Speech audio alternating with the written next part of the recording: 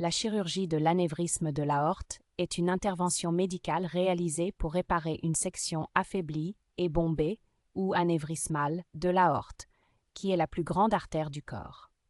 L'aorte transporte le sang du cœur vers le reste du corps et un anévrisme peut poser un grave risque pour la santé si elle se rompt, entraînant des saignements internes potentiellement mortels.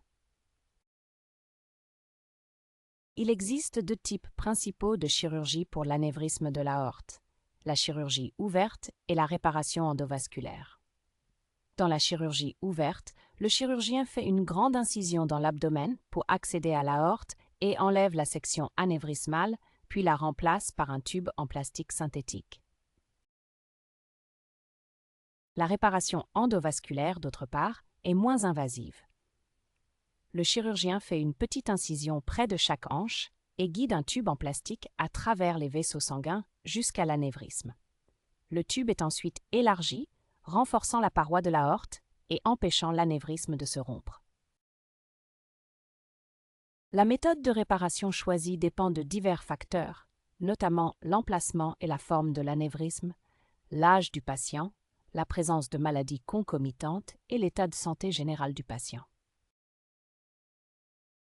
La récupération après une chirurgie de l'anévrisme de l'aorte varie également.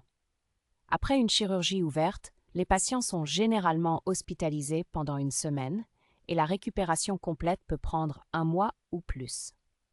La réparation endovasculaire, en revanche, peut souvent être réalisée en ambulatoire ou avec un séjour à l'hôpital de courte durée, et la récupération est généralement plus rapide. Comme pour toute intervention chirurgicale, il existe des risques associés à la chirurgie de l'anévrisme de l'aorte.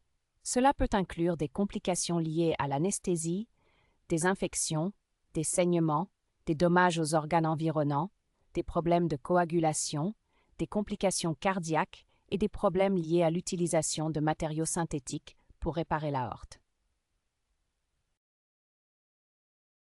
Il est important de discuter de ces risques et des avantages potentiels de la chirurgie avec votre médecin pour prendre une décision éclairée sur le meilleur plan de traitement pour vous.